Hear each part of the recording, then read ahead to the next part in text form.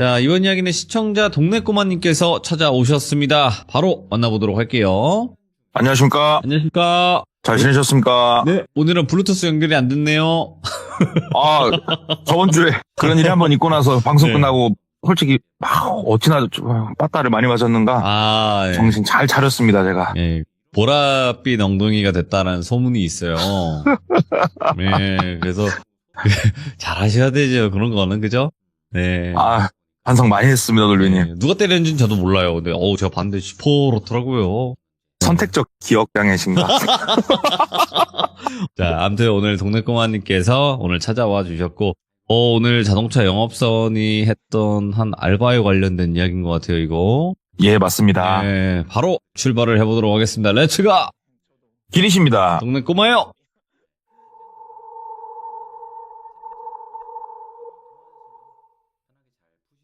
오늘 가져온 이야기 같은 경우에는 이게 오래된 일은 아닙니다. 한 5, 6년 전 있었던 일이고요. 예?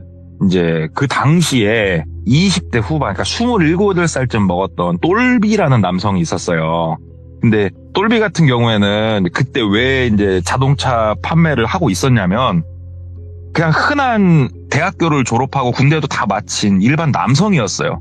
근데 그 나이 때 남자들이 많이 그렇듯 자동차를 참 좋아했대요, 되게. 그래서 우리가 보게 되면은 내가 좋아하는 차는 비싸고 또 현실적으로 그 돈을 모으자니 머리가 아프고 여러 가지로 이제 막 차를 사고 싶다, 바꾸고 싶다 고민을 하면서 막노동을 했대요. 우연찮은 계기가 있어서 쭉 좀 하면서 돈을 많이는 아닌데 한 1,000만 원 정도를 모았대요. 되게 짧은 시간에. 차를 한번 바꾸자 하면서 차를 사려고 하는데 어떻게 하면은 좋은 조건으로 차를 살 수 있을까 내가. 정말 열심히 고민을 하고 알아봤대요. 나는 대한민국에서 제일 좋은 조건으로 차를 사야겠다. 예. 그렇게 열심히 알아보다가 제가 이거 이제 돌비님이나 아니면 귀족분들한테 이 팁을 드릴까 말까 고민을 참 많이 했는데 차를 제일 저렴하게 살 수 있는 방법이 있습니다. 공개해도 되는 거예요, 이거? 제가 고민을 많이 했는데 공개를 해드릴게요. 진짜. 네. 차를 제일 싸게 살 수 있는 방법은 해당 브랜드의 영업사원이 되면 되는 거예요. 그러면은 제가 직원가 뭐 이런 느낌으로. 이제 직디라고 우리가 하는데 그렇죠. 이제 직디를 받는 게 제일 싸게 사는 방법이거든요. 젊은 이 친구가 거기까지 생각이 미친 거예요. 야, 직디를 받는 게 제일 싸게 사는구나. 그래가지고 입사를 해버린 거예요. 그 해당 브랜드에 알아봐가지고. 근데 또 마냥 입사를 하고 봤더니 들어왔다고 바로 할인을 안 해주더래요. 당연하죠. 브랜드마다 차이는 있습니다만. 어차피 들어왔으니까 그러면은 여기서 조금 눌러 앉아서 차나 팔아보자 했는데 그게 생각보다 본인하고 조금은 맞았던 거예요. 그래가지고 뭐 잘 파는 건 아니었습니다만은 괜찮게 뭐 그럭저럭 차도 팔리고 나름 또 이 일이 재밌었고 차가 좀 팔리면 재밌거든요. 그렇게 시간이 1년 정도가 흘렀을 때가 아까 말씀드린 5, 6년 전인 거예요. 이제는 뭐 직디도 퍼센테이지가 연차별로 좀 이렇게 차이가 있거든요. 그래도 직디를 시작할 수 있는 그 조건을 딱 채웠을 때 1년이 좀 넘었을 때 이제 신차 주문을 넣고 신차가 나온 거예요. 그러면은 썬팅샵에서 조금 썬팅도 공짜로 해주고 좀 그러거든요. 썬팅이랑 다 하고 너무 신나는 마음으로 차를 쫙 얼빡 쓸고 닦고 하면 타고 다니고 있었죠. 근데 이게 영업이라는 게 그렇습니다. 우리가 월급제가 아니기 때문에 이제 실적이 좀 안 좋은 게 겹치다 보면은 생활이 팍팍하고 힘들어져요. 차 지른다고 돈도 이제 몽창 털어 넣었었고 이거 미치겠다. 내가 이렇게 어렵사리 얻은 차를 내가 다시 뺏길 수는 없다. 이런 생각이 이제 머리를 지배하고 있는데 본인이 한 반년 전쯤 차를 팔았던 나이가 많으신 여성분이 계셨어요. 근데 그 여성분이 연락이 오더래요. 그래가지고 받았대요. 아이고, 예, 고객님 안녕하세요. 받으니까는 아이고, 우리 똘대리 차 잘 팔고 있어요. 그러더래요. 그래서 예, 선생님 뭐 차 문제 있으세요? 그러니까는 아니, 사람 좀 소개받으려고 뭐 어떤 걸 말씀하시나요? 그랬더니 그게 아니고 내가 장사를 좀 조그맣게 저녁 장사를 하는데 홀 서빙해줄 혹시 주변에 젊은 친구 없냐고. 그래가지고 무슨 일 하는 거예요? 그러니까는 그냥 술집이래요. 뭐 호프집 이런 거 생각하면 된대요. 음식점인데 이렇게 저녁에 뭐 고기도 좀 먹으면서 술도 한잔하고 뭐 그런 장사를 하는데 홀서빙이 좀 필요해서 사람 하나만 소개해주라고 똘똘한 머시마로. 그래가지고 예, 제가 한번 주변에 찾아보고 있으면 연락드릴게요, 선생님. 그러니까는 똘사장 나이대 정도면 딱 좋을 것 같고 좀 똘망똘망한 사람 있으면 내가 시급이랑은 진짜로 이쪽 바닥에서 최고로 쳐주겠다고. 그래서 아이고 얼마나 쳐주시게요? 그랬더니 한 시급을 25,000원 스타트 끊어주겠다는 거예요. 그래서 25,000원? 이야 기깔나네. 이거 괜찮네.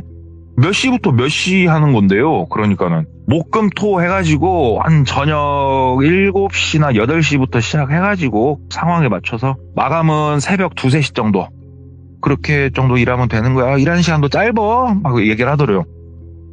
왜 제가 한번 알아보고 연락 드릴게요, 선생님. 예 하고 이제 끊었어요. 생각을 해봤대요.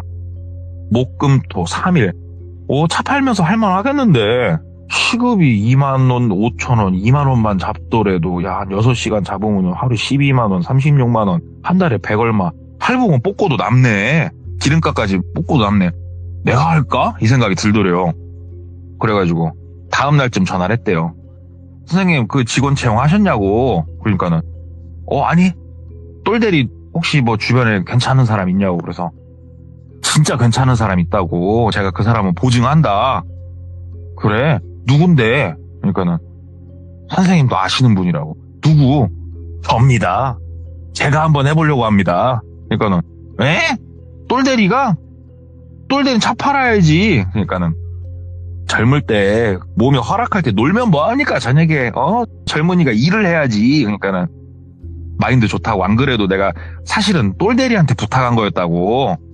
똘대리가 왔어. 아이고 제가 눈치가 있지. 어떻게 제가 뭐 이번 주부터 나가면 될까요? 얘기를 하니까는 아이고 우리 똘대리라면은 뭐 오라이 땡큐지. 이번 주부터 나와. 그러더래요. 그래가지고 사업장 위치가 어디예요? 그러니까는 오늘 저녁에 내가 주소 찍어줄 테니까 오늘 저녁에 와서 그럼 식사나도 함께 하고 그러고 가. 그래가지고 예 알겠습니다 하고 저녁에 친구 한 명 데리고 거길 갔대요. 예. 거기가 어디에 있었냐면 우리 유흥거리 있지 않습니까? 모텔 밀집 지역. 그러면은 모텔들이 막 빼백하게 들어서 있고 거기에 음악볼 막 이런 거 있고 그 다음에 고기 같은 거, 대패 삼겹살 같은 거에다가 뭐 이렇게 소주 한 잔 마시고 하는 그런 식당이었대요. 저녁 늦게까지 하는. 뭐 이상한 그런 가게는 아니구나. 그냥 음식점이네 어떻게 보면. 하고 친구랑 둘이 들어가가지고 가볍게 시켜놓고 소주 한 잔 하면서 사장님이 워낙 반갑게 해주시고 그날 먹는 거 공짜라고 하셨으니까 즐겁게 친구랑 마시고 하는데 손님도 그렇게 많아 보이지도 않았고 네. 괜찮더래요. 그래가지고 친구도 야 진짜 이거 시급 25,000원짜리냐고. 그래서 그래 엄마. 그랬더니 내가 하면 안 돼? 막 친구가 그러더래요. 그래서 안 돼. 이거 내 거야. 그러면서 너무 행복한 마음으로 이제 목요일날 첫 출근을 했대요. 딱 출근을 해가지고 뭐 일을 배우는데 사실 배울 것도 없었대요. 그냥 주문하시면은 고객님들 그냥 갖다 드리고 계산이라는 사장님이 다 하셨으니까 본인은 서빙만 그냥 하면 되는 거였대요. 테이블이 엄청 많은 것도 아니었고 일도 널널했고 이렇게 25,000원씩 내가 받아 먹어도 괜찮은가. 그리고 한 새벽 2시쯤 일이 끝나면은 사장님이 그 뭐라도 그 대패라도 하나 구워 먹고 가려면 먹고 가라고. 출출할 텐데 막 그렇게 진짜로 챙겨주시고 너무 감사한 이 꿀 같은 아르바이트를 그래도 한 달 정도 쭉 했대요. 한 달 정도 일을 하면서 사장님을 조금 더 달리 보게 된 거예요. 진짜로 처음에는 똘대리, 똘비군, 똘비야 하다가 한 달도 안 지났을 때 호칭이 아들로 바뀌었대요. 아들. 왜냐면 딱 봐도 자기 어머니 뻘이었거든요. 고객님이. 그럼 똘비도 호칭이 처음에 사장님 그러다가 어머니 엄마 이렇게 막 바뀐 거예요. 일하면서 뭐 마치 모르는 사람이 보면은 가족이 운영하는 식당인 줄 알 거예요. 거기가 진짜로 친자식처럼 저녁에 뭐 밥도 먹어라 또 있었고 술 한 잔 먹을 거면은 내가 택시비 줄 테니까 택시 타고 가라 등 정말 너무 친절하게 본인을 잘 챙겨주신 너무 고마운 분이었대요. 그분이. 근데 한 달 정도 이제 일하고 금요일쯤 손님이 이제 좀 북적북적 금요일 날이랑 토요일은 많대요. 한참 하는데 새벽 한 1시, 2시쯤 넘어가면은 그래도 손님들이 이제 빠지고 되게 한가해진대요. 2시면은 이제 나는 퇴근을 하고 손님도 많이 없으니까 사장님이 알아서 마감하시겠지. 이거 좀 있으면 가자. 피곤하네. 이제 생각을 하고 있는데 머리가 노랗고 팔에 문신을 많이 한 그냥 딱 걸어 들어오는 발걸음만 봐도 나 뭐 양아치 써있는 남성이 하나 이렇게 딱 들어오더래요. 혼자. 그래가지고 어서오세요 하고 이제 딱 앉길래 뭐 드실 거냐고 주문 받으러 가니까는 본인을 띠껍게 한번 쓱 쳐다보더래요. 그러면서 소주 한 병 글더래요. 그냥. 그래가지고 다른 거 안 드시고요. 그러니까는 소주 한 병 가져와. 반말을 대뜸 하더래요. 딱 봐도 얼추 나랑 나이대가 비슷해 보이는데 아이 마 이거 그러면서 딱 소주 한 병 빼다가 갖다 줬대요. 그랬더니 깡소주를 그냥 안 자고 홀짝홀짝 마시더래요. 잔에다가. 와, 저 꼴통이네. 그러고 있는데 소주를 한 2병 정도 먹었을 때 갑자기 뿔딱 있나더래요. 카운터 쪽으로 쭉 걸어오더라면서 계산하고 갈란가 보구나. 그래서 엄마 계산이요 그랬대요.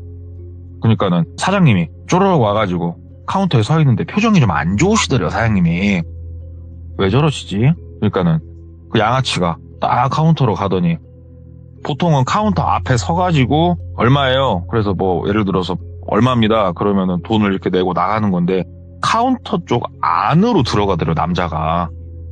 사장님이 못 들어오게 저리 가 하면서 이렇게 밀고 근데 밀고 카운터 안쪽으로 들어가 버리더래요. 그러니까는 뭐야 하는데 이 양아치가 그냥 돈통을 열더래요.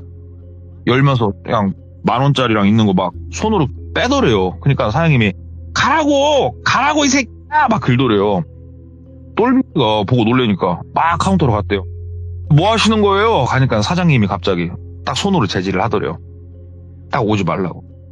그 똘비가 사장님 그러니까는 잠깐 이거 주면 돼? 이거 가져가면 돼? 그러니까는 그 양아치가 욕을 막 하더래요. CX 현금 좀 넣어놓고 있어라 좀. 진짜 하면서 맨 카드 전표만 있고 아유 씨 하면서 씩씩거리면서 돈 싹 긁어서 나가버리더래요. 지폐들을. 그건 사장님이 또 멍하니 쳐다보고 있고 그 양아치가 나가고 사장님 바로 이거 신고하겠다고. 그러니까 사장님이 신고하지 말라고. 예? 이걸 어떻게 냅둬요? 사장님 뭐예요? 저 뭐하는 새끼예요? 그러니까는 건들지 마. 저 동네 미친놈이니까. 내가 여자고 나이도 많고 하니까 힘이 없으니까 내가 진짜 장사하면서 별 더러운 꼴을 내가 다 보고 산다고. 뭐 하는 사람인데요. 그러니까는 동네에서 알아주는 꼴통이다고. 저거 신고해봤자 의미도 없다고. 내가 신고 안 해봤겠냐고. 이 동네 장사하는 사람은 모르는 사람 없을 거라고. 그냥 차라리 일부러 돈통에다 몇만 원 넣어놓고 빼가면은 조용히 빼가라고 떼 두는 게 속 편하다고. 저 자식은. 저 그래도 다음에 오면은 제가 따끔하게 좀 혼 좀 낼게요. 그러니까는 이거 다쳐 하지마. 딱 봐도 또 싸움도 못하겠구만. 하지마 막 긁더래요. 그래서 저런 놈 하나쯤은 누가 때리겠대요. 그냥 딱 제압하고 경찰 부르고 제가 그 선에서 정리해 드릴게 얘기를 하니까는 싸우지마 저거랑 싸워봤자 아무 의미 없어. 저거 경찰 안 불러 바꿨어. 하지마 긁더래요. 그래서 일단은 어디 안 다치셨으니까 참 다행이네 하면서 이제 어머니 편을 딱 들어드린 거. 아이고 우리 어머니 아이고 하면서. 근데 그날 이후로 알바를 할 때 한 보름에 한 번 꼴씩은 보이더래요. 본인이 3일밖에 일을 안 하니까.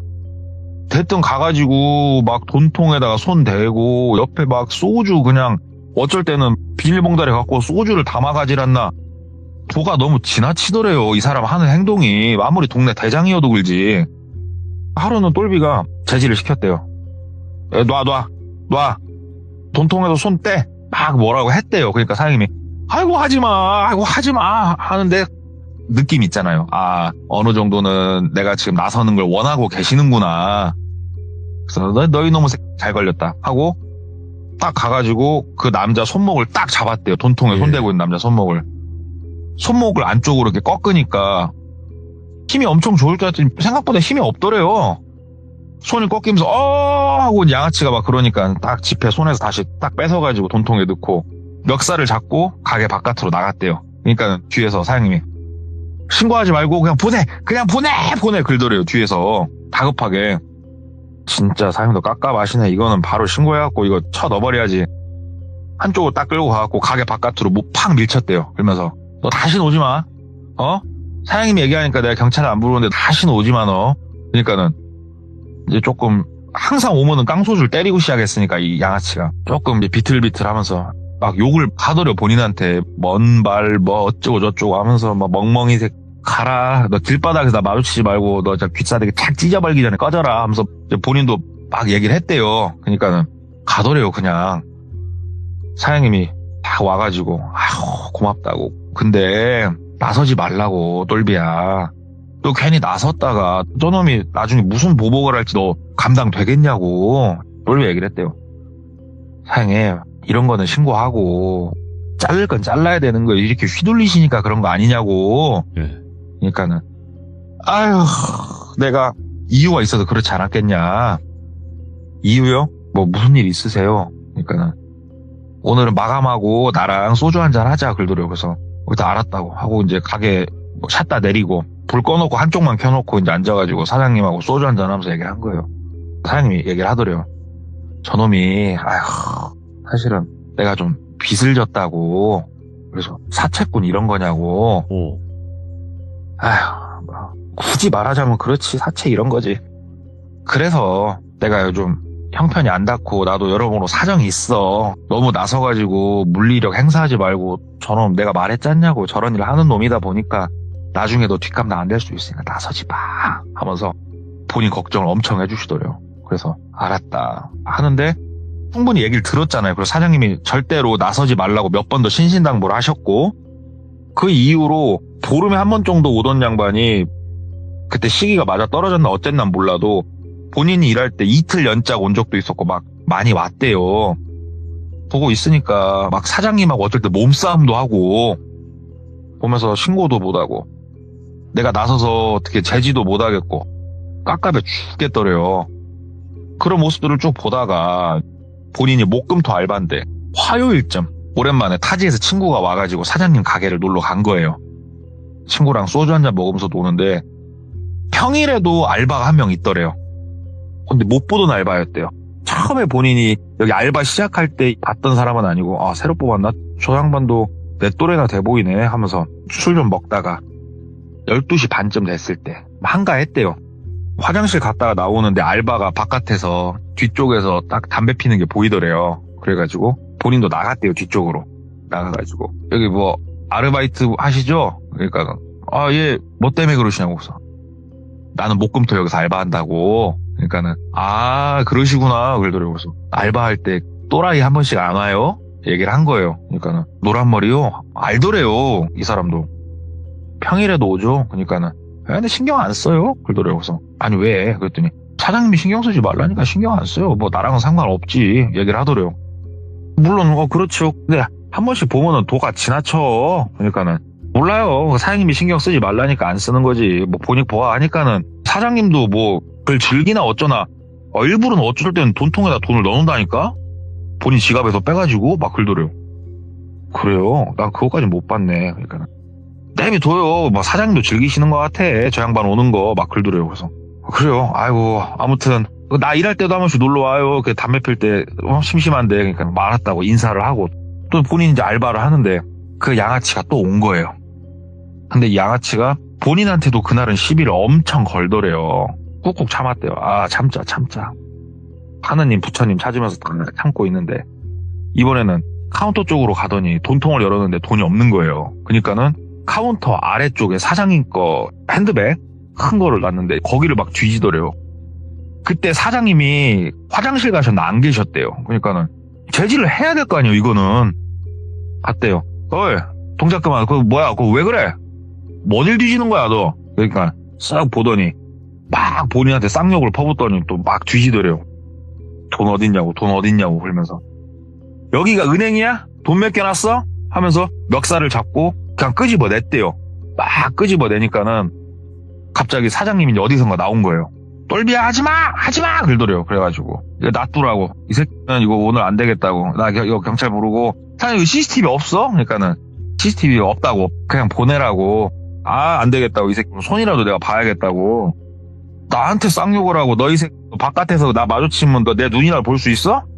어디 비리비리한 새끼가 그러면서 이제 똘비가 막 끌고 나가니까 사장님이 똘비 어깨를 이렇게 딱 잡더래요. 그러면서 여긴 보는 눈 많으니까 그럼 저 뒤쪽에서 얘기하라고. 알았다고. 뒤에 약간 창고 같은 공간이 있었대요. 창고 같은 공간으로 멱살을 잡고 똘비가 데리고 들어갔대요. 그러니까 막 노라고 막 하면서 딸려서 들어가더래요, 양아치가. 그래서 너는 들어가서 나랑 얘기 좀 하자. 그래서 쫙 끌고 이제 들어가갖고 얘기를 했대요, 똘비가. 뭔 자식아, 너만 욕할 줄 아냐, 나도 욕할 줄 안다. 사장님이 성인군자 갖고 내가 지금 놔두라니까 내가 신고도 안 한다. 웬만 내가 신고하면서 막 얘기를 한 거예요. 내가 너 동영상도 찍어놓은 거 있다고. 내가 이거 증거자료 내가 따로 확보해놓은 것도 다 있고 하니까 막 하면서 막 이제 뭐라고 하면서 있는데 몸싸움을 둘이서 조금은 살짝, 아주 살짝 한 거예요. 서로 약간 밀치면서. 근데 이 양아치가 갑자기 본인 뺨 쪽으로 손이 쫙 올라오더래요. 너무 갑작스럽게 올라오니까 똘비가 약간 피한다고 피하는데 이 양아치가 본인 뺨을 쳐 돌리는 게 아니고 얼굴 쪽을 옆으로 확 밀더래요. 이게 때리는 게 아니고 급하게 내 머리를 민다는 느낌이었대요. 아프긴 했지만. 근데 분명히 머리를 이 양아치가 밀었는데 옆구리의 통증이 뜨끔하고 오더래요. 팍 밀치면서 뜨끔해가지고 어우 하면서 옆구리를 이렇게 딱 보는데 이때가 여름이었대요. 본인 티셔츠가 빨개지는 게 보이더래요. 옆구리가. 막 일어나질 못하겠더래요. 갑자기. 봤더니 맞은 거예요. 옆구리에 가가지고.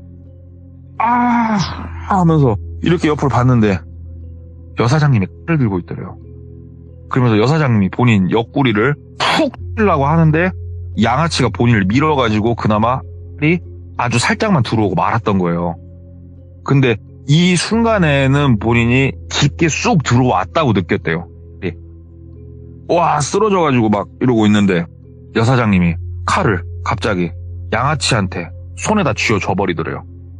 양아치가 뭐야 하는데 양아치가 안 주술라고 하는 거를 갑자기 그 여사장님이 양아치 뺨을 막 쳐 돌리더래요. 그러면서 잡어 이 새끼야 막 긁더래요.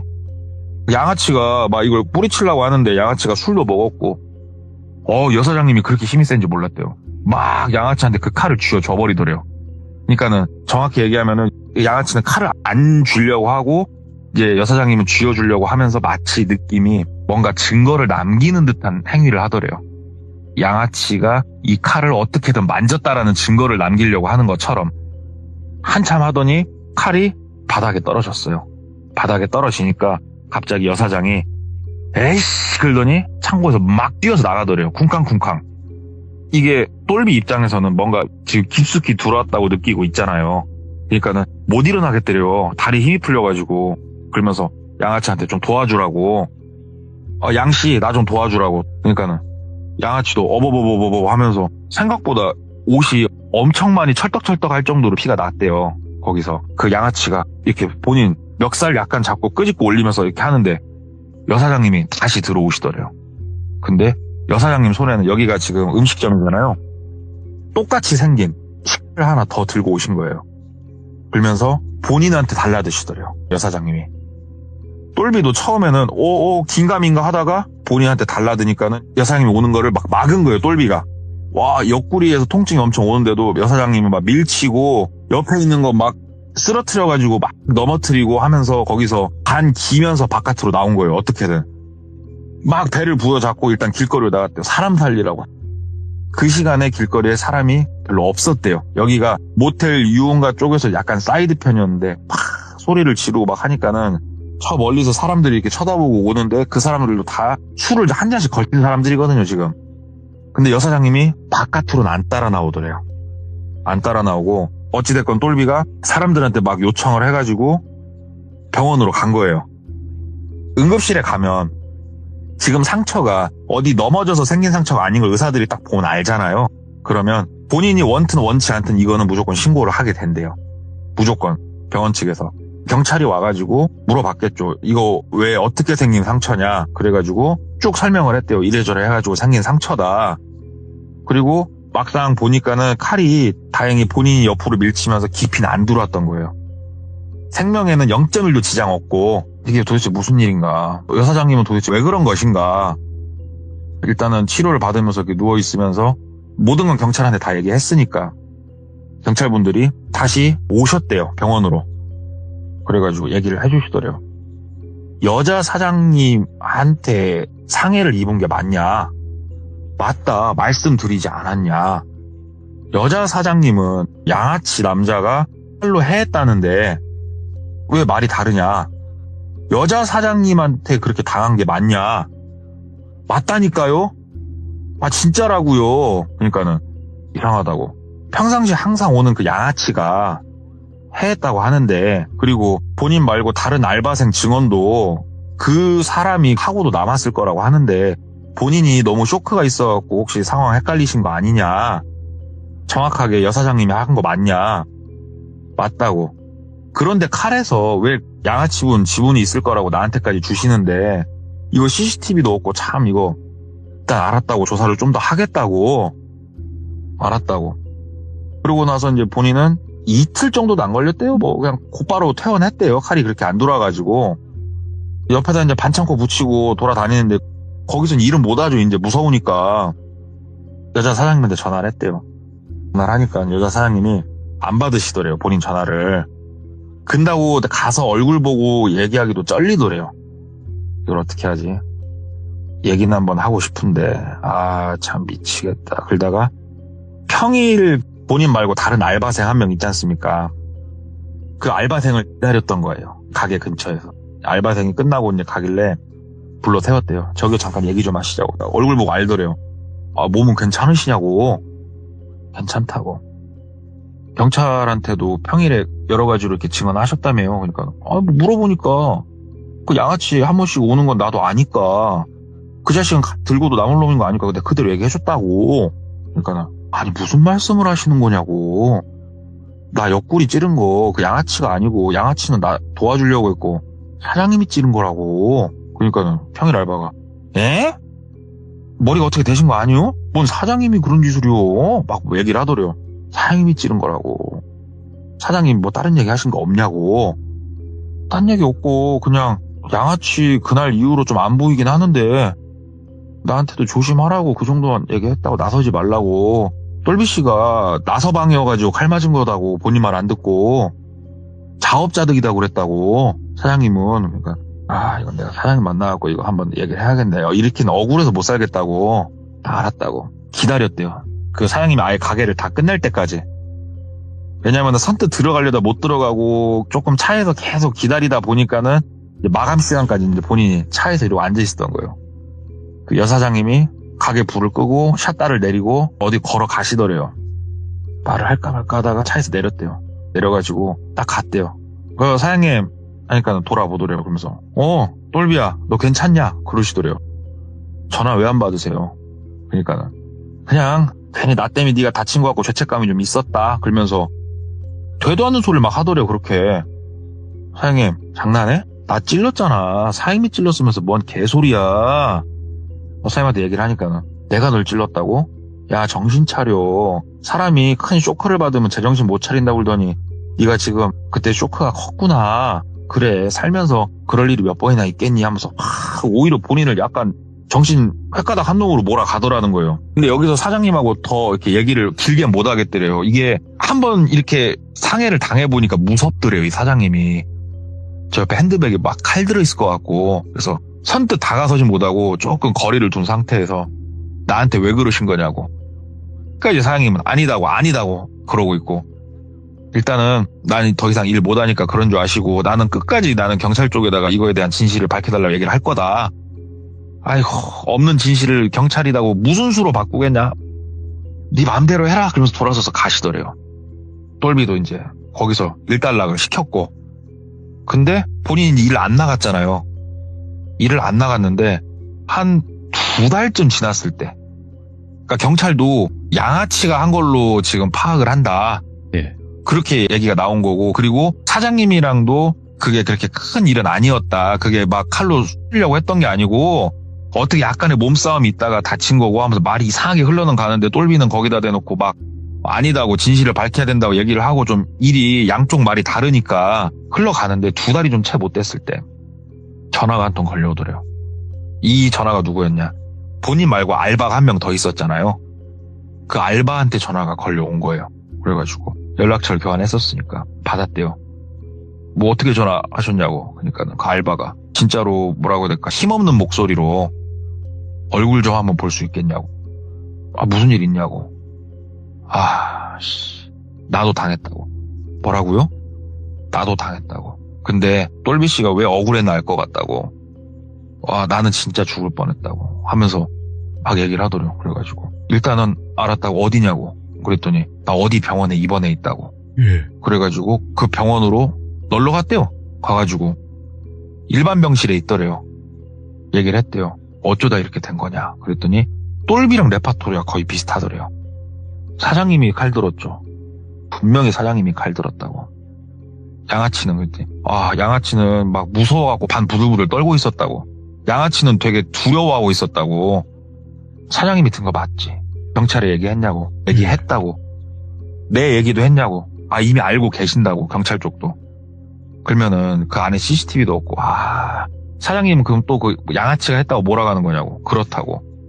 근데 얼마나 다친 거냐고. 그랬더니 병원에서 우리 드라마에 사는 얘기 있잖아요. 1cm만 더 들어왔어도 죽었을 거라고. 그 멘트를 들었다는 거예요.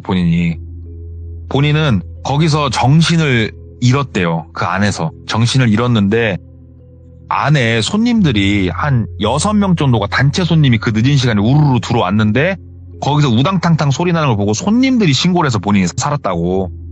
진짜 하늘이 살린 케이스였다고. 일단 알았다고. 이거 사장님 진짜 이거 또라이네. 일단 알았다고. 그러면서 뭔가 본인도 진실을 밝혀야겠는데 그 안에 CCTV가 항상 없는 것도 이상했고 근다고 본인이 나서서 뭐 할 수 있는 건 없고 하다가 이 여사장님한테 본인이 차를 팔았었잖아요. 우리가 차를 팔면요. 계약을 할 때 우리가 주소를 보통 입력을 해요. 네. 근데 여기에 입력하는 주소는 그냥 고객이 불러주는 주소를 입력하게 되고 자동차 등록증에 찍히는 주소는 등본상 주소지가 자동으로 찍혀요. 거기는. 그래서 먼저 본인이 차 계약을 할 때 주소지를 가봤는데 해당 주소지는 식당이었어요. 보니까 식당이어서 의미가 없었고 그럼 우리가 차 남발을 달 때 보통 등록 대행업체를 많이 우리가 이용을 해요. 영업사원들이. 그러면은 등록 대행업체에서는 자동차 회사하고 서류를 거래를 남겨야 되기 때문에 증빙자료 중에 사본을 남기게 돼요. 그러면은 그 사본을 열람을 한 거예요. 똘비가. 주소지가 딱 보이잖아요. 이거를 똘비한테 보여주면 안 돼요. 원래는. 근데 똘비가 이제 뭐 억지로 본 거겠죠. 등본상 주소지는 여기였어? 하고 한번 가봤대요. 주택이었대요. 거기가. 딱 가서 있는데 주택인데 약간 허름했대요. 주택이. 저 보니까 내가 판 차 저기 있네. 여기 사시는 건 맞구나. 내가 초인종 누를 건 아닌 것 같고 내가 무슨 말을 하려고 여기까지 온 거지? 나는 뭘 하려고? 이러고 있는데 이게 이제 우연의 일치겠죠. 대문을 거의 부서지듯이 박차고 누가 하나 나오더래요. 그 집에서. 본인이 차 대화 20분 정도 있었는데 양아치가 그 집에서 나오더래요. 뭐야? 왜 양아치가 저 집에서 나와? 일단 따라갔대요. 양아치를. 따라가가지고 저 양씨 나 알죠? 양아치가 이렇게 본인을 보더니 뭐야? 그러더래요. 양씨 아니 저 여자분하고 무슨 관계냐고. 예. 양씨도 이건 증언해야 될 거 아니냐고. 이렇게 피해 다닐 게 아니고 보니까는 지금 수배당한 것 같던데 피해 다닐 게 아니고 가서 진실을 말해야 될 거 아니냐. 그러니까는 어차피 나는 수배자라고 난 상관없다고 막 이런 식으로 별일 아니란 식으로 막 얘기를 하더래요. 수배를 당하는 게 내가 뭐 사람을 죽였냐고 내가 뭘 했냐고. 그 식당 아줌마가 양씨가 나나 다른 알바 죽이려고 했다고 그 증언하고 다니는 거 본인은 알고는 있냐고. 그리고 저 집에서 왜 나오냐고. 그러니까는 미친 새끼가 내 집이니까 나오지 하고 얘기를 하더래요. 뭐라고? 그러니까는 야 아들이 엄마 가게 가가지고 돈 좀 가져오겠다는데 니들이 뭔데 마고. 흰새끼들이네 이거 진짜. 근데 얘는 그러니까 항상 술을 또 달고 사는 것 같아요. 그러면서 신경 쓰지 말고 꺼져 하면서 이제 가더래요. 양씨는. 충격이었대요. 뭐야 저 양아치가 아들이었다고? 한쪽에 가가지고 다른 알바한테 전화를 했대요. 혹시 양씨가 사장님 아들인 건 알고 있었냐고. 그럴 리가 없다고. 그게 어떻게 모자 관계냐고. 쌍욕을 하면서 패륜짓을 하는데 그게 아들이면 패륜이지 뭐냐고. 그치. 나 알았다고. 전화를 끊고 주택이다 말씀드렸잖아요. 차를 옆에다 대놓고 차 옆에 약간 밟고 이렇게 신발 벗고 밟고 올라가가지고 이렇게 봤대요. 안쪽을 이렇게 봤더니 난장판이 벌어져 있더래요. 창문 사이로 보니까는 막 온갖 집기는 다 때려 부서져 있고 보아하니까는 지금 방금 나간 그 양아치가 집을 한번 엎고 나간 것 같더래요. 약간 와장창 우당탕 소리가 났던 게 여기서 났던 거구나. 내가 차 대고 있을 때. 아이고, 근데 사장님이 완전 난장판이 된 방 딱 가운데 앉아가지고 울고 있는 것도 아니고 약간 희죽희죽 웃고 있더래요. 사장도 저거 제정신 아니네 저거. 와 하면서 가만히 이렇게 보고 있는데 사장님이 갑자기 고개를 빡 돌리는데 똘비랑 눈이 딱 마주친 거예요. 어이구 씨 하면서 이제 머리를 확 숙였죠. 확 숙이고 차에 황급히 탔대요. 차에 황급히 딱 타가지고 시동을 막 거는데 갑자기 대문이 빵 열리면서 나온 거예요, 사장님이. 근데 여기가 골목이 좁았거든요. 만약에 이 여사장님이 골목을 막으면 똘비가 사장님을 밀면서 나가야 골목을 나갈 수 있는 크기였어요, 여기가. 와, 앞을 딱 막는데, 와, 미치겠다. 이거 밖으로 나갈 수도 없는 노릇이고. 와, 하는데 차 쪽으로 막 뚜벅뚜벅 걸어오더래요. 그러면서 내리라고 막 얘기를 하더래요. 손을 이렇게 보는데 손에 뭐 든 건 없고. 내렸대요. 칼 없으면은 내가 이기니까. 딱 내려가지고. 사장님, 뭐 얘기 좀 합시다. 그 노랑머리가 아들이요? 내가 방금 아까 얘기 다 했어. 아들이다 굴도만. 그러니까는 아들 맞다고. 진작에 말을 했어야죠. 아니 뭐 모자 관계가 뭐 이런 콩가루가 다 있어. 얘기를 한 거예요. 그러니까는 야 너나 다른 알바 있잖아요. 다른 알바나 왜 이렇게 니들은 명이 기냐. 그러더래요. 뭐라고요? 아씨 기가 차갖고 뭐가 길어? 그러니까는 둘 중에 한 놈이라도 뒤졌어야 내가 인생을 편히 살 거 아니냐고. 막 얘기를 하더래요. 그게 무슨 말이냐고. 말해보라고. 나 궁금해 죽겠다고. 왜 그런 짓을 하는 거냐. 그러니까 막 울분을 토하면서 얘기를 하더래요. 그 늦은 시간 골목이 쩌렁쩌렁 울리게. 아들을 깜빵 보내고 싶었던 거예요, 엄마가. 아들을 깜빵을 보내고 싶었던 거예요. 아들이 워낙에 양아치고 패륜 짓을 너무 많이 하니까 깜빵을 보내고 싶었대요. 처음에는 그런 생각까지는 안 하고 아들의 손아귀에서 해방되고 싶었던 거예요, 엄마가. 근데 아무리 해도 아들 손에서 해방이 안 되더래요. 생각을 했대요. 이 자식이 하도 미친 짓을 하니까 그럼 이 자식을 깜빵을 보내버리자. 근데 어설프게 보냈다가는 나와가지고 폭행도 많이 당했대요, 엄마가. 보복도 두렵고 하니까는 오랫동안 푹 썩을 수 있는 방법이 뭐가 있을까 여러모로 고민을 했대요. 그러다가 이런 방법을 본인이 생각을 해낸 거예요. 근데 막상 실행에 옮기긴 힘들잖아요. 근데 아들하고 비슷한 또래의 애들을 보면은 본인이 너무 화가 나서 참을 수가 없었대요. 왜 내 아들만 저러는가. 얘네들은 보면은 부모님하고도 좋게 지내고 너무 꼴배기가 싫었대요. 왜 나만 이러고 살아야 되는 건가. 내가 무슨 죄를 지어서. 그래가지고 일부러 아들이 이렇게 오면은 아들이다고도 안 했고 아들은 원래 패륜이어가지고 엄마라고도 안 불렀대요, 본인을. 일부러 몸싸움하고 막 그런 모습들을 남긴 거예요. 그러면서 둘 중에 한 명을 그냥 당구려고 했던 거죠. 근데 어떻게 둘 다 교묘하게 사람을 해하는 게 그렇게 쉬운 건 아니니까 천운도 있었고 막 그렇게 쏟아내더래요. 본인도 후련하다는 식으로. 그러니까는 똘비도 알았다고. 알았는데 나 이거 지금 녹취 다 따고 있으니까 나머지 거는 경찰에 가서 말씀하시면 될 것 같다고. 그러니까는 막 한숨을 쉬더래요. 한숨을 쉬면서 나도 이제 그만하고 싶다고. 아들이 못 들어가면 내가 들어갈란다고 깜빵 그냥. 이게 얼마나 저주받는 삶인지 네가 아냐고. 뭐 그렇게 해 하면서 대문 안으로 들어가시더래요. 이런 일이 있었구나 하고 본인도 차에 타려고 오는데 똘비야 하면서 다시 대문에서 나오시더래요. 왜? 대답을 하고 보는데 들어가자마자 바로 나온 거거든요. 손에 뭐가 들려 있었겠냐고요. 딱 손에 진짜 미리 준비를 하고 나왔구나 싶을 정도로 딱 칼 들고 계시더래요. 근데 말씀하시는 게 너무 소름이 돋는 게 아들이 못 들어갈 것 같으면 내가 들어갈 건데 둘 중에 한 명은 들어가면 오랫동안 있어야 하지 않겠냐고. 그래야 연이 끊어지지 않겠냐고. 그러면서 본인한테 뛰어오시더래요. 근데 똘비는 지금 문 손잡이를 잡고 있는 상태였거든요. 문을 열어서 아줌마를 막은 거예요. 딱 아줌마를 막으니까 그 문 위로 팔을 막 휘젓는데 스치면은 크게 다치잖아요. 그래가지고 발로 문 밀어놓은 상태에서 차에 타가지고 문을 확 당겼대요. 근데 이제 이 아줌마가 거기다가 막 발 밀어 넣어놓고, 그러니까 똘비는 한 손으로 막 문 잡아 당기고 있고, 그 아줌마 문 열라고 하고 있고, 한 손으로 문 당긴 상태에서 차 시동을 걸었대요. 한 손으로는. 차 시동을 걸고 드라이브 놓고 바로 출발을 해버린 거예요. 이 아줌마가 그냥 옆에 벽에 깔리든가 말든가 막 출발해버려가지고 아마 아줌마는 좀 많이 다쳤던 것 같대요. 딱 거기서 상황 벗어나자마자 바로 신고를 했대요.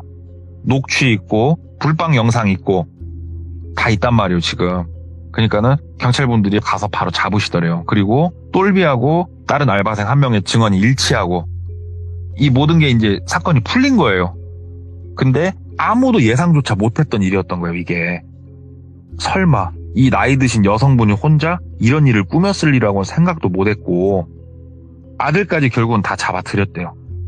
아들은 진짜로 지역은 말씀 안 드리겠습니다만은 정말 먼 어디 지역에서 잡혔어요. 수배가 돼가지고 이게 이제 결국은 처벌을 받았죠. 근데 문제가 똘비도 이 알바생도 일단 죽은 건 아닌데 그럼에도 불구하고 굉장히 큰 사건이잖아요 이게. 형량을 꽤나 크게 받으셨대요. 꽤나 크게 받으셨는데 일이 이제 어느 정도 일단락이 되고 똘비는 그대로 차를 팔고 있었는데 예? 또 어느 중년의 한 여성분이 매장에 와가지고 똘비를 찾았대요. 나가서 어떻게 오셨냐고 하니까는 그 중년의 여성분이 전해줄 게 있어서 왔다. 뭘 전해주시려고 그냐? 그러니까 편지 봉투를 하나 이렇게 본인한테 주더래. 그냥 편지를 이제 받았더니 그냥 가시더래요. 읽어보라고. 그래서 편지를 보니까는 이제 옥중에서 쓴 편지더래요. 그게 아주머니가 읽어봤대요. 그러니까는 너한테는 내가 큰 원한은 없었고 어찌됐건 덕분에 내가 여기에 들어와서 사는데 차라리 여기가 마음이 편하고 좋다. 혹시라도 오다 가다가 내 아들을 마주치거든 아들한테는 다른 보복 같은 거 하지 마라. 걔는 죄가 없다. 진작에 내가 들어올 거를 생각을 잘못했다 하면서 조금 반성의 편지? 이런 걸 하나 딱 보내시더래요. 그래가지고 아이고 그래도 사람이 좀 속은 차렸나 보구나 하는데 마지막 줄 읽는데 약간 반전이 하나 있었대요. 아들을 보고들 난 근데 피하라고. 아들이 아마 니들 보면은 아들이 칼 들 수도 있을 것 같다고. 예. 내가 미안해서 이렇게 알려주는 거라고. 원래 제정신은 약간 아니래요 아들이. 보니까 니들한테만 지금 모든 이 원흉을 몰고 갈 것 같다 아들이. 그래가지고 아들을 피해 다니라고. 뭐 그날 이후로 사실 아들을 만난 적은 없는데 그래도 길거리 다닐 때마다 괜히 노랑머리만 보면은 조금 쩔리고, 그래서 얼떨결에 알바를 하나 했는데 그 알바가 죽을 사람을 구하는 거였고요. 양아치하고 그냥 피해자인 줄 알았더니 모자지간이었고, 예. 엄마가 아주 진짜로 페루나 같은 자식한테서 벗어나기 위해서 이상한 일을 하나 꾸민 게 있어가지고 이야, 예. 아직도 차를 팔고 있어요 이 사람이. 그래가지고 뭐 그런 얘기 하나 들은 게 있어가지고 가져와봤습니다. 이런 얘기를 또 듣고 저희 시청자분들에게 전달을 해주시는지도 정말 경이롭습니다. 저는 이제는. 저도 이 얘기는 신기했어요. 왜냐면 요즘 자동차 영업사원들한테 뺄 얘기들은 제가 많이 뺐거든요. 아, 네네네. 근데 영업사원 쪽에서 또 얘기 하나가 이렇게 나와가지고 아이고, 고마웠죠. 아이고, 오늘 동네 꼬마님께서도 정말 또 많은 분들이 기다려주셨고 이렇게 또 이야기를 잘 들려주셨는데 항상 매번 감사드리지만 집에 보내드릴 수가 없어요. 아우. 집이 여긴데요. 돌피지 어디? 저 나가면 갈 데 없어요. 이게 기억조차 이렇게 또 세뇌가 되는 무서운 공간이네요. 예, 진짜로. 그쵸, 거기에 집이죠. 감사드리고요. 네. 예, 그렇군요. 다음번에는 그냥 외출 한번 나갔다 오시게 제가 또 이제 목욕제계랑 이런 것도 할 수 있도록 아유. 최선을 다하도록 하겠습니다. 아유, 늘 감사합니다, 돌리님. 네, 감사합니다. 고맙습니다. 감사합니다. 이번 이야기는 동네꼬마님께서 여러분들께 아마 SOS를 신청하신 걸 수 있다고 저는 생각을 해요. 이미 파악은 했고요. 하지만 나갈 수 없는 건 왜 그러냐면 여러분들께 SOS를 요청을 해봤자 가둔 게 제가 아니라 여러분들인데요. 그거를 빨리 아셨으면 좋겠다라는 생각이 드네요. 여러분들의 댓글 남겨주시길 바라겠습니다. 감사합니다. 여러분 안녕하십니까. 이번 이야기는 시청자 날짐승님께서 찾아오셨습니다. 이분은 보통 짐승이 아니죠. 그냥 바로 날짐승입니다. 어떤 이야기로 찾아와 주셨을지는 같이 한번 만나보도록 하겠습니다. 안녕하십니까. 날짐승님, 네, 반갑습니다. 아유, 닉이 정말 강렬해요. 감사합니다. 아니, 보통 짐승이 아니잖아요, 날짐승이. 네, 그렇습니다. 뭔가 이게 생날것의 그런 느낌? 네, 맞아요. 정확히 그런 느낌입니다. 많은 분들이 좋아하기도 하면서 이해할 수 없는 괴담, 바로 군대 괴담이에요. 네, 맞아요. 그쵸. 정말 끔찍한 경험을 했었어가지고. 날것의 그 또 경험을 하셨구만. 네, 예. 아이고. 또 그런 이야기들을 들려주시는 공간이잖아요, 여기가. 네네네. 네. 자, 그러면 이렇게 생각하시면 돼요, 날잼스님. 군대 괴담, 이제 군대 전문 용어 계속 쓰기보다도 그냥 이제 겪은 그 내용 자체를 좀 더 중점으로 이야기를 해주시면 될 것 같아요. 네네. 네. 알겠습니다. 그러면 자, 바로 날짐승님이 이야기를 들려주십니다. 바로 출발을 해보도록 할게요. 렛츠고! 기레십니다. 날짐승이죠.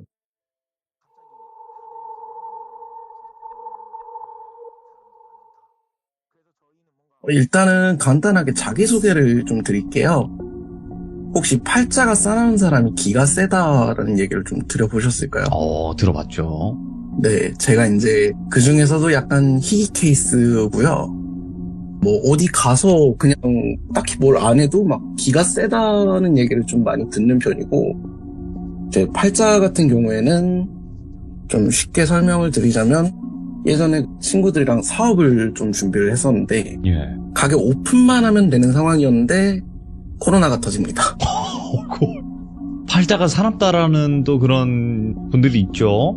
네, 근데 이게 저희가 막 노력한다고 극복하고 그런 상황이 아니다 보니까 그럼요. 그런 식으로 좀 뭔가 살면서 멈췄던 것들이 되게 많고요. 그리고 이제 기운 같은 경우에는 예전에 친구가 자취방을 한번 구해가지고 이사하는 날 도와주고 한 달 정도 후에 친구를 다시 만났는데 애가 헬스케져 있더라고요. 그래서 뭐 너 일이 힘드냐 그랬는데 자기가 이제 귀접을 한다고, 그래서 막 해병대 나온 친구고 뭐 무슨 정말 이렇게 기세 보이는 상남자 친구도 불러보고 했는데 예. 효과가 없었다 그러더라고요. 근데 이제 굉장히 부끄러운 말이긴 한데 제가 당시에 좀 많이 이렇게 혈기왕성하던 그런 시절이었어요. 날짐승이네. 네, 그렇죠. 그래서 저는 야, 너는 그런 기회가 있는 거에 감사해야 돼 해가지고 야, 나도 가서 한번 자보자 그랬거든요. 그래서 이제 그 친구 집에 가서 이렇게 잠을 잤는데 저는 정말 숙면을 취하고 나왔거든요. 그래서 친구한테 야, 나는 그런 거 없었다 그러니까 뭐 친구가 네 얼굴 보고 도망간 거다 그런 식으로 장난을 치긴 했었는데, 한 일주일 정도 있다가 다시 연락이 오더라고요. 너 왔다 간 뒤로 자기가 귀접을 안 한다고. 그래서 그러냐 했는데 이게 뭐 좀 기가 세서 밀어냈다고 해야 될까요? 약간 그런 경우라고 저는 생각이 되거든요. 그래서 이게 지금 들려드릴 얘기가 제가 만약에 기가 좀 세지 않았다면 잘못되지 않았을까 싶은 그런 얘기고요. 얘기를 좀 본격적으로 시작을 하면, 네. 이제 당시에 저희가 살던 건물을 리모델링을 좀 들어가가지고 몇 달 동안 그 산 중턱에 있는 일본 애니메이션이나 드라마 같은 데 보면 이렇게 판자로 지어진 원룸 아파트라고 할까요? 맨션 느낌으로. 네네네. 네. 그런 식으로 생긴 데를 이렇게 가서 몇 달 동안 좀 생활을 하게 됐어요. 근데 거기가 오랫동안 비어있다 보니까 저희가 들어가면서 청소를 좀 했는데 맨 바닥에 물이 여러 군데 고여 있는 거예요. 그래서 그냥 이게 이럴 수가 있나 싶다가 그때는 그냥 넘어갔었거든요. 청소하면서 와 신기하다 이러고 넘어갔었고, 그래서 이제 거기서 생활을 하고 한 3일 정도인가 후에 제가 불침번 근무를 쓰는데, 왜 잘 때 이렇게 사람들 체크하잖아요. 네. 인원수랑 이런 거 체크를 하는데 선임 한 명이 엄청 시름시름 앓으면서 자고 있는 거예요. 뭐지 어디가 아픈가 해서 막 이렇게 기록이랑 이렇게 보면은 누구누구 아프다 이런 게 있잖아요. 그래서 그런 걸 확인했는데 그런 것도 없었고, 이마를 이렇게 댔는데 열도 안 나는 것 같고, 뭐지 하다가 그냥 아직 좀 적응을 못했나 보다 해가지고 그냥 나왔거든요. 그리고 다음날 그 선임한테 물어봤어요. 어제 막 되게 시름시름 앓으시던데 뭔 일 있으셨냐 하니까 그 선임이 갑자기 되게 무서운 표정을 지으면서 자기가 어제 꿈을 꿨는데 꿈에서 생활관 거기 그대로 있는데 예. 주변에 아무도 없고 자기만 누워있었대요. 근데 누가 문을 벌컥 여는데 이게 진짜 오래된 옛날 군복 있잖아요. 그거를 입고 예. 물비린내랑 피냄새랑 섞여서 났는데 걔가 전신이 일단 다 젖어 있었고 예. 방탄모를 쓰고 있었는데 한쪽이 움푹 들어가 있다고 하더라고요. 그래서 자기를 계속 노려보는데 내가 저거에 대해서 뭔가 반응을 하면은 와가지고 죽일 것 같다고 그런 식으로 막 얘기를 하더라고요. 근데 막 자고 일어나니까 뭐 아무 느낌도 없었는데 그냥 뭔가 되게 쎄였다고 그러더라고요. 그리고 이제 일주일 정도 지나니까 다른 사람들도 꿈에서 방금 말씀드린 그 귀신의 형상을 본 거예요. 조금씩 다 다르긴 한데 뭐 어떤 사람은 꿈에서 이제 막 복도에서 자기를 죽일 듯이 노려보고 있었다는 사람도 있었고 한 명은 자기 자고 있는데 바로 앞에 와서 이렇게 노려보고 있었다는 사람도 있었고 그랬거든요. 그냥 다들 적응 못해서 그런가 보다 하기에는 목격한 귀신이 너무 다 똑같은 거예요. 오. 그래서 이제 가위 눌리는 사람도 있었고 악몽 때문에 이렇게 좀 못 일어나는 사람도 있었고 그게 한 달 정도 좀 지속이 됐었거든요. 그래서 그나마 좀 이제 멀쩡한 게 저랑 교회를 좀 열심히 다니는 후임이 한 명 있었어요. 그 후임이랑 그리고 제 동기 한 명이 이렇게 있었는데 이게 저희들끼리도 막 엄청 헬쓱해져 있는 게 보이니까 뭐 대책을 세워야 되지 않겠냐 해가지고 상병장들이 모여서 회의를 했는데 보통 군대에서 그런 얘기 하면은 뭐 니네가 적응 못해서 그런 거다 남자들이 그런 것도 못하냐 막 이런 식으로 얘기가 흘러가잖아요. 무시하는 경우가 있죠. 예. 네네. 그래서 이거 우리 간부한테 말해서는 좀 답이 없을 것 같다 싶어가지고 교회 다니는 후임한테 얘기를 했어요. 교회에 군종 간부님들 계시지 않냐 한번 여쭤보는 게 어떻겠냐 하니까 걔가 이제 주말에 교회 가서 확인해보겠다고 하고 그날 주말에 교회 군종 간부님이 오셨거든요. 그분이 내리자마자 얘기하시는 게 자기가 오면서 막 이렇게 기도를 했는데 예. 그게 저희 건물에 가까워질수록 기도가 막 이렇게 줄줄 이어지는 게 아니라 뚝뚝 막히더래요. 오. 뚝뚝 막히고 근처에 와서는 아예 그냥 기도를 해야겠다는 생각 자체가 안 들었대요. 그리고 와서 이렇게 둘러보는데 속으로 주기도문이었나? 네. 그거를 막 외우고 있었는데 교회 다니는 사람들은 그거를 그냥 좀 정말 수학 공식처럼 외우고 다니는데 그거 자체가 안 나오더래요. 와, 예. 그래가지고 이제 자기는 잘 모르겠는데 좋은 느낌이 들진 않는다라고 그런 식으로 말씀을 하시더라고요. 그래서 이제 뭐 십자가랑 군데군데 가서 기도 좀 해주고 이거는 자기가 한번 그 간부들 통해서 보고를 해보겠다고 그렇게 얘기를 하고 가셨는데 이게 일단 뭐 임시방편이라서 효과가 있었는지 악몽 5번 꿀 거를 3번 꾸고 좀 그렇게 강한 효과는 안 나더라고요.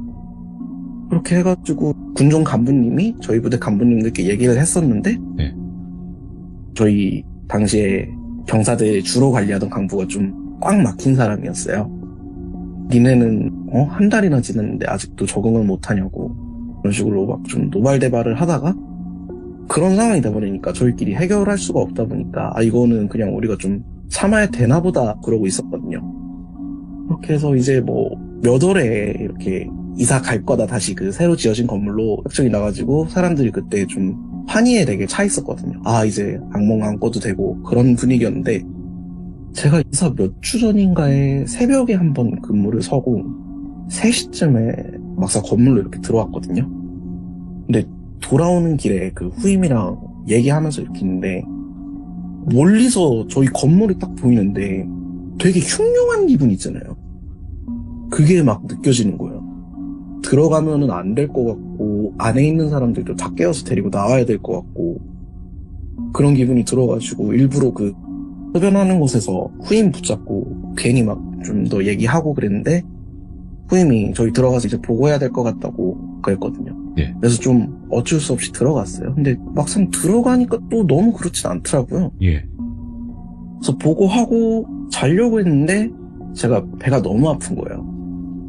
뭔가 오기 전에도 되게 찜찜한 기분이었는데 안 그래도 분위기 흉흉한데 이 시간에 새벽에 혼자 화장실을 가야 된다니 해가지고 무서워하면서 갔어요, 화장실을. 갔다가 볼일을 다 보고 일어서는데 멀리서 발소리가 들리는데 이게 그 복도를 걸을 때 나는 소리가 아니라 예. 물가를 걸을 때 나는 발소리 있잖아요. 찰박찰박하는 그런 소리가 나는 거예요. 그때 진짜 저 소리가 여기서 왜 들리지부터 시작해가지고 그래서 무서워서 문을 못 열고 있었어요. 근데 발소리가 이렇게 점점 가까워지더니 정확히 제 변기칸 앞에 딱 멈춰가지고 노크를 3번 하더라고요. 근데 이게 그때 딱 드는 생각이 문 열리면 나 죽는다였거든요.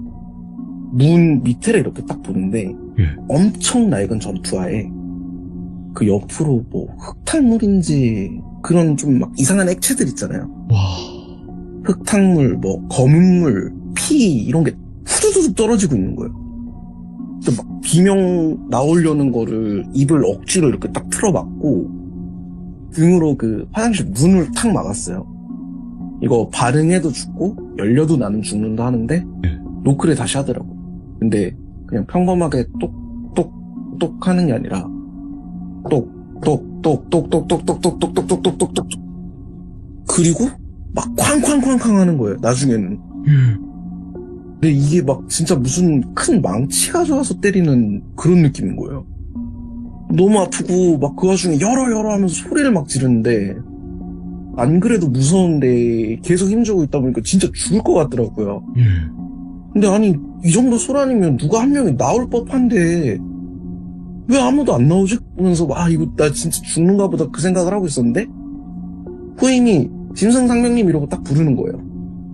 그랬더니 갑자기 정적이 이렇게 딱 흐르더라고요. 짐승상명 여기 계십니까? 해가지고 문을 열고 나갔는데 그 후임만 있고 제가 아까 액체 같은 거 흘렀다고 했잖아요. 네. 그런 것도 아무것도 없었고 문을 그 정도 파워로 두드렸으면은 뭐 자국이 남아야 될 텐데 그런 것도 없더라고요. 후임한테 너 혹시 방금 뭐 못 봤냐고. 아니 못 봤다고. 너 그러면 혹시 누가 소리 지르고 이러는 거 못 들었냐고 했는데 못 들었대요. 예. 아까 이렇게 귀신이랑 힘싸움 한 게 한 20분 정도였거든요. 근데 시간이 보니까 40분 가까이 흘렀더라고요. 이게 뭐지 하고 있는데 그날 이제 화장실 갔다가 자려고 누웠는데 등이 너무 아픈 거예요. 내가 이게 좀 긴장해서 그런가 보다 해가지고 자고 일어났는데 등에 멍이 여기저기 들어있더라고요. 이게 뭐지 하고 있다가 그때 화장실에서 누가 비명을 악 하고 지르더라고요. 어제 저 찾으러 온 후임이 비명 딱 지르고 코피를 흘리면서 배거품을 물고 쓰러져 있더라고요. 이게 뭘까 하다가 이제 그 후임은 그렇게 의무대를 좀 갔었고 제가 행정만 가서 CCTV를 확인을 해봤는데 네. 제가 들어가고 그 후임이 들어가고 그 사이에 누가 한 명이 분명히 들어갔어야 되는데 없는 거예요. 와. 그렇게 해서 이제 저희는 이사를 했고 이사를 하면서 후임이 돌아오는데 정말 다들 좀 언제 그랬냐는 듯이 가위도 안 눌리고 구멍도 안 꾸고 그러더라고요. 제가 그 후임한테 물어봤는데 자기 마지막 기억은 불침번을 쓰려고 나온 것까지래요. 그 뒤로는 하나도 기억이 안 난대요. 눈 떠보니까 의무대였다고 그런 식으로 얘기를 하더라고요. 알겠다 하고 했는데 걔가 원래 주머니에 새콤달콤이나 그런 초콜릿 같은 간식들 있잖아요. 그런 거 들고 다니면서 이렇게 뿌리는 애였거든요. 그냥 후임들한테도 하고 선임들 표정 안 좋아 보이면 하나씩 주고 그랬거든요. 예.